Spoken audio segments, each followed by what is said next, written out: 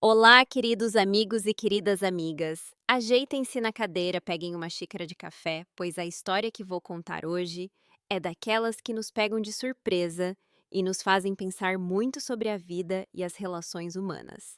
A protagonista nos ensina que o silêncio muitas vezes não é fraqueza, é pura estratégia. Vamos começar, mas antes me digam de qual cidade do nosso imenso Brasil vocês estão me ouvindo. Adoro saber até onde nossas histórias chegam.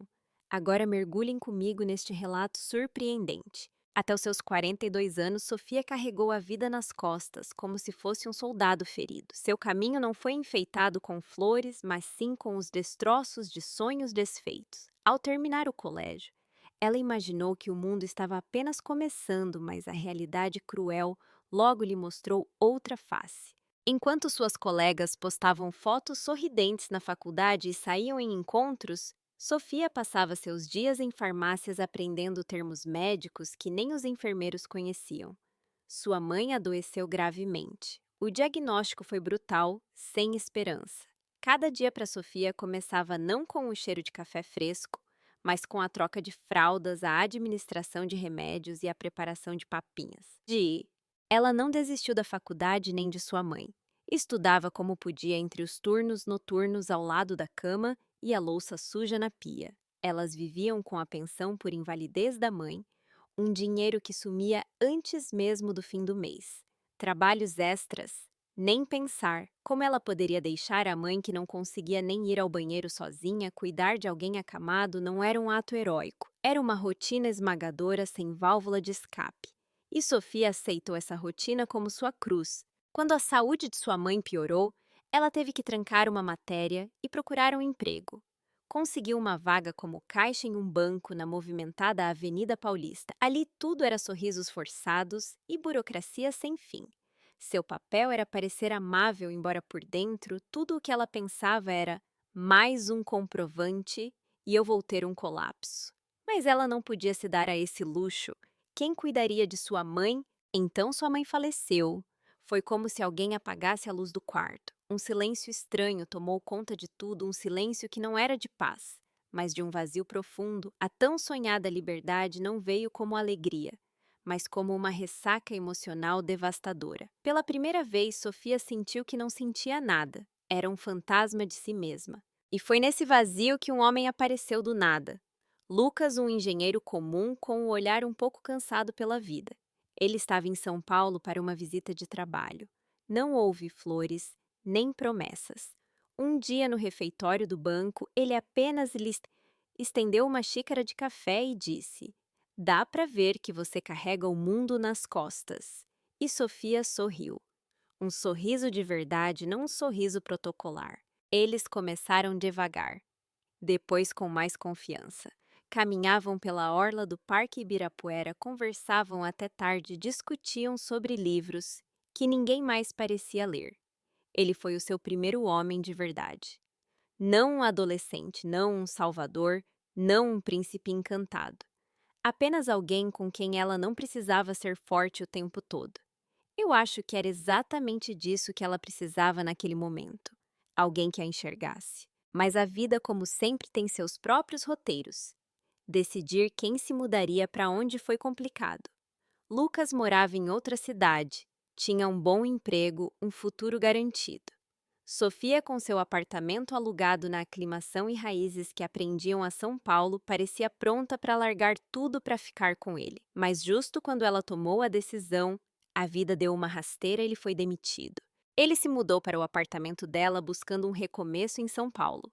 E assim, a vida a dois começou a se embolar. Compras, pequenas reformas, discussões sobre onde colocar o guarda-roupa. Eles se casaram. As amigas de Sofia a olhavam com uma ponta de inveja. Que sorte! Um homem bonito engenheiro e ainda por cima se mudaram para um apartamento maior de 3 quartos. Ninguém sabia que à noite ela se sentava no chão frio do banheiro se perguntando se tinha cometido outro erro. Sofia queria estabilidade e um lar. Mas o que conseguiu foi um homem com ares de dono, um apartamento comprado com o dinheiro dos pais dele e uma sensação constante de não pertencer àquele espaço. Seu antigo apartamento, aquele que ela havia alugado com tanto suor, decidiram colocar para alugar para gerar uma renda extra. E assim a vida real começou. A lua de mel durou pouco. Logo chegou aquela rotina que todos romantizam antes do casamento. Sofia, exausta, mas grata, tentava manter a chama do amor acesa até perceber que talvez essa chama nunca tivesse realmente existido. No começo, tudo parecia um filme. Sofia finalmente respirava, começou a acreditar no Felizes para Sempre, ao lado de Lucas. Eles escolhiam papel de parede, discutiam sobre cortinas, carregavam móveis de grandes lojas, onde as filas eram intermináveis. Nos fins de semana brigavam, faziam as pazes, riam, sonhavam. Quando ela viu as duas listrinhas no teste de gravidez, não sentiu medo. Sentiu alegria. Uma luz suave e morna infantil parecia acariciar seu ventre ainda plano. Ela pensou: agora a casa faz sentido. Lucas também ficou feliz, ou pelo menos fingiu muito bem. Ele a abraçava, mas comprava sapatinhos minúsculos pela internet e inventava nomes. Tudo corria como em uma novela de sucesso. Até que o drama real começou. A gestação foi complicada. Náuseas, pressão alta, uma ansiedade inexplicável. Sofia precisava cada vez mais de silêncio. Queria apenas se sentar sozinha na cozinha, sem perguntas, sem mãos alheias, sem palavras. Lucas atribuía tudo aos hormônios e tentava entendê-la, embora no fundo começasse a se irritar. Seu rosto a cada dia refletia uma fadiga que ele nunca expressava em voz alta. Com o nascimento da menina veio uma felicidade barulhenta, chorona e exigente. Aquela criaturinha virou a vida deles de cabeça para baixo. E com essa alegria vieram as noites em claro, as chupetas perdidas debaixo do sofá, os cafés da manhã em silêncio e o primeiro frio em suas vozes. Sofia mergulhou na rotina fraldas, máquinas de lavar, cochilos interrompidos. Ela já nem se olhava no espelho. Sabia que ali não estava mais ela. Só restava cansaço e funcionalidade. É tão triste ver uma mulher se perdendo de si mesma dessa forma. Lucas conseguiu um emprego com um ótimo salário, mas quase não parava em casa. Dizia que era por eles, pelo futuro deles. Mas na cabeça de Sofia, uma pergunta soava cada vez mais forte. Para quem você está construindo tudo isso, se você já não está mais com a gente? O antigo apartamento dela não ajudava. Os inquilinos iam e vinham como se fosse um hotel barato. Uns saíam sem pagar a conta de luz, outros deixavam um rastro de baratas.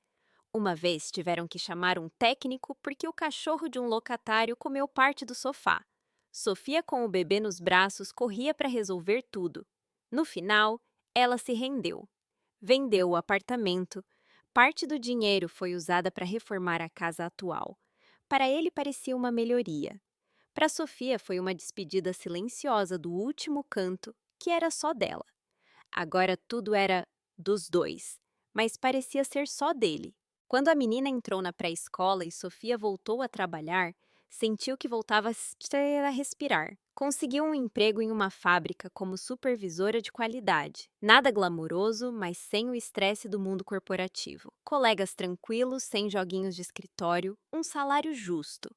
E suas tardes na cozinha passaram a ser de chá e melancolia, não de ansiedade. Lucas se tornou cada vez mais distante. Dizia que trabalhava até nos fins de semana só por um tempo, ele dizia. Mas esse tempo se transformou em anos. Eles viviam em quartos diferentes, em vidas paralelas. Às vezes se cruzavam no corredor, comentavam sobre o tempo ou sobre a filha e se separavam sem se tocar. Se algum dia houve amor, ele se evaporou entre horários desencontrados, críticas não ditas e silêncios eternos. Sofia não se queixava. Ela apenas falava menos. Suas conversas foram se transferindo para o grupo de WhatsApp com as amigas, aquelas que agora a olhavam com uma mistura de pena e resignação. Uma noite depois da terceira taça de vinho branco, uma delas murmurou: seu marido é um cara legal, mas ele não te ama. Naquela noite, Sofia ficou na varanda respirando o ar frio da noite paulistana, ouvindo o murmúrio da cidade que nunca dorme. Ela não chorou, não gritou, apenas sentiu uma certeza. A verdade já havia sido apagada daquela relação há muito tempo. Quando a filha completou 11 anos, A rotina se tornou tão monótona que Sofia podia ouvir o ranger do piso de madeira quando o tempo mudava. Tudo tinha seu ciclo: escola, dever de casa, roupas limpas, jantares simples aos domingos. Sofia se levantava antes de todos para preparar o café da manhã e era a última a ir dormir. Lucas se movia pela casa como um fantasma. Se ele demorava mais para voltar, isso já não despertava suspeitas nem ciúmes, apenas cansaço. Eles não discutiam mais. Eles não conversavam mais. Quando Sofia soube que estava grávida novamente, não sentiu alegria nem medo. Sentiu confusão. Ela olhou para as duas linhas do teste e pensou: sério, agora, justo quando eu pensei que poderia recuperar um pouco de fôlego. Foi como se alguém tivesse apertado o botão de reiniciar. Outra vez. Fraldas, noites mal dormidas, dor nas costas e a sensação de que ela estava ficando para trás enquanto o mundo seguia em frente. Lucas reagiu pior do que ela imaginava. Ele nem sequer se surpreendeu. Sentou-se na beira da cama, olhou para o chão e soltou: Sofia! Pra quê? A gente não tinha combinado que com uma já era suficiente. Combinado? Perguntou ela com um fogo crescendo no peito. Quando, onde eu assinei isso? Ele ficou em silêncio. Então, sem olhá-la, disse: a gente poderia pensar sobre isso. Ainda dá tempo. Não era uma sugestão. Era quase uma ordem. E naquele momento, Sofia entendeu tudo. O homem com quem ela dividia a cama, a casa e os filhos já não sentia nada por ela. Apenas aborrecimento. Que situação difícil de se estar. Ouvir isso da pessoa que deveria ser seu parceiro. Terrível. Ela não quis abortar. Não gritou. Não chorou. Simplesmente se fechou. Começou a cuidar de si mesma. Voltou a ler, a fazer yoga, coisas que havia abandonado por falta de tempo. A gravidez foi mais tranquila, não porque fosse fisicamente mais fácil, mas porque ela já não esperava ajuda. Ela já sabia que estava sozinha. E essa certeza de alguma forma a libertou. Lucas continuava sendo correto. Pagava as contas, fazia as compras do supermercado. Mas entre eles havia um muro. Não de tijolos, mas de silêncio. Às vezes ele perguntava: como você está? E imediatamente voltava para o celular. Às vezes a filha perguntava sobre o bebê que estava a caminho e Sofia respondia sem tristeza. Ela já não esperava que a família mudasse, mas sabia que seu filho teria o que ela nunca teve a ela por inteiro. Quando o menino nasceu, tudo se encaixou. O cheiro dele, suas mãozinhas, seus choros deram a Sofia um novo propósito. Ela não dormia, mas não se queixava. Ela o carregava como um símbolo de uma vida da qual ela não pretendia mais abrir mão. Lucas era como um convidado. Às vezes acariciava o bebê, mas sem vontade. Nunca trocou uma fralda. Nunca se levantou de madrugada. Nunca o levou ao médico. Ele estava lá, mas não estava. Até a filha mais velha já notava e com ironia dizia: pai, você parece visita. Chega e já vai embora. Sofia não respondia. Apenas sentia crescer dentro dela algo que ainda não conseguia nomear. Não era raiva, não era rancor. Era a clareza de que não havia mais volta. Então ela começou a economizar. Pouco a pouco, abriu uma segunda conta bancária, comprou um pequeno cofre e o escondeu entre caixas de brinquedos velhos. Ela não pensava em fugir, pensava em segurança. Notava como Lucas chegava cada vez mais tarde, como cheirava-se a perfume de outra mulher, às vezes a álcool. Ela não perguntava. Não por desinteresse, mas porque ela já sabia de tudo. As amigas continuavam tentando abrir seus olhos, dizendo que ela merecia mais. Mas Sofia já não precisava de conselhos. Ela ouvia, concordava com a cabeça, mas todas as decisões ela tomava sozinha. Ela não planejava um escândalo nem vingança, apenas se preparava. Sofia era uma daquelas mulheres que sabem esperar, e na espera ela se tornou mais forte do que nunca. Calada, atenta, registrando tudo, que documentos Lucas assinava, como ele falava ao telefone, que sites ele visitava não por ciúmes, por estratégia. Em sua cabeça um plano já se tecia frágil, mas firme. Ela não sabia quando aconteceria, mas estava certa seu momento chegaria. Lucas continuava em modo automático. Chegava tarde, trazia as compras, esquecia aniversários e reuniões da escola. Era corpo presente, alma ausente. Começou a esconder o celular, a colocá-lo no modo silencioso, mudou a senha. Uma vez ele o esqueceu no sofá. Sofia ouviu a notificação de uma mensagem: Você vem hoje. Ela não leu o resto. Não porque doesse, mas porque já não importava. Para ela, Lucas havia morrido no dia em que sugeriu que ela não tivesse o bebê. Todo o resto foi apenas preparação. E a preparação foi precisa, sem choro, sem gritos. Ela guardou as emoções em uma caixa, trancou e escondeu a chave em sua alma. Um dia ele chegou em casa com uma proposta estranha. Deveríamos fazer algo para comemorar nosso aniversário de 10 anos. Vamos a algum lugar. Rita o olhou como se não o conhecesse. Vamos jantar, disse ele. Só você e eu para conversar. Foi surpreendente. A primeira vez em anos que ele propunha algo assim. No restaurante quase não conversaram. Então ele se recostou na cadeira, suspirou e soltou a bomba. Vou pedir o divórcio. Ele disse sem raiva, como quem informa o resultado de um exame. Seus olhos esperavam uma explosão, um grito, uma lágrima. Mas Sofia apenas balançou a cabeça concordando. Ela já sabia. Tudo bem, disse ela serena. Se você quer o divórcio, assim será. Lucas ficou em choque. Ele esperava um drama. Tentando retomar o controle, ele disse com uma falsa compaixão: Eu volto no domingo para te dar tempo de arrumar suas coisas. Arrume suas coisas e vá embora. Deixe a chave debaixo do tapete. Eu virei pela manhã. Esta casa é minha, você sabe. Comprei antes de nos casarmos. Sei que com seu salário você pode alugar algo simples na periferia. Com o menino não será fácil, mas você é forte. Sofia apenas assentiu. Seu rosto não mostrava nada. Ele pensou que ela estava em choque, mas ela já havia previsto tudo. Ele só não esperava o desfecho. As palavras dele no restaurante foram apenas o gatilho que ela precisava. Ele pediu que ela fosse embora. Pois bem, ela iria, mas não como ele imaginava.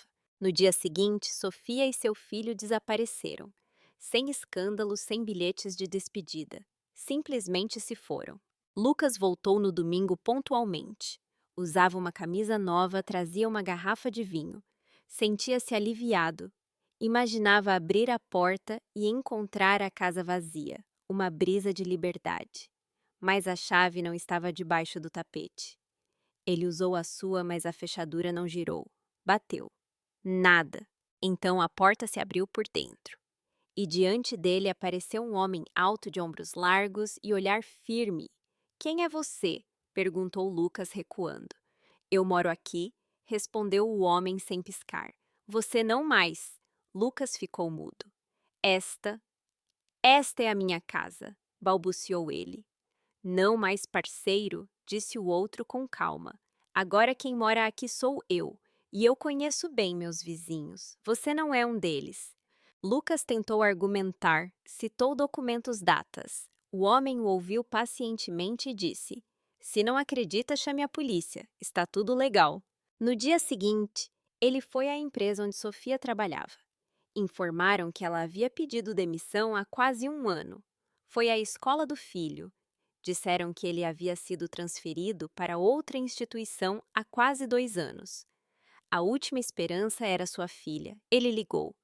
Ouviu sua voz fria, distante. Pai, não sei de nada. Estou em semana de provas. Não me perturbe. E desligou. Lucas se sentou em um ponto de ônibus, sentindo o chão se abrir sob seus pés. Foi então que as lembranças vieram. Aquela vez em que ele assinou uma procuração geral sem ler, porque estava com pressa, distraído com seu caso com uma colega loira do trabalho. As vezes em que ela pedia ajuda com burocracias e ele sem nem olhar assinava tudo. Ele não percebeu que naqueles momentos estava entregando a ela as chaves da sua própria vida. Ele foi a um advogado. Explicaram que se um imóvel muda de proprietário através de uma procuração válida e o trâmite está registrado em cartório, a venda é legal. Ele poderia processar, sim, mas era tarde demais. Tudo havia sido planejado, com tempo, com precisão, com uma frieza que ele nunca imaginou que ela possuísse. No terceiro dia ele voltou ao prédio apenas para olhar, ficou parado em frente às janelas e se lembrou de algo que Sofia lhe disse muito tempo atrás. Nunca machuque uma mulher que te deu tudo. Porque ela não vai gritar, não vai implorar. Ela simplesmente vai desaparecer. E quando você perceber, será tarde demais. Ele riu na época. Agora ele estava ali parado diante de uma porta que nunca mais se abriria para ele. Meus amigos, que história não é? A lição aqui é muito clara e poderosa. Não subestime uma mulher silenciosa, porque se ela ainda discute, se ela ainda reclama, é porque ainda existe algo pelo que lutar, mas se ela se cala, se ela não diz mais nada, é porque ela já começou a caminhar para longe. E esse último passo ela dará em silêncio e será inesquecível. Espero que esta história tenha tocado vocês. Se gostaram, não se esqueçam de se inscrever no canal, deixar o seu like e nos contar o que acharam. Ativem o sininho para não perder os próximos relatos. Um grande abraço e até a próxima!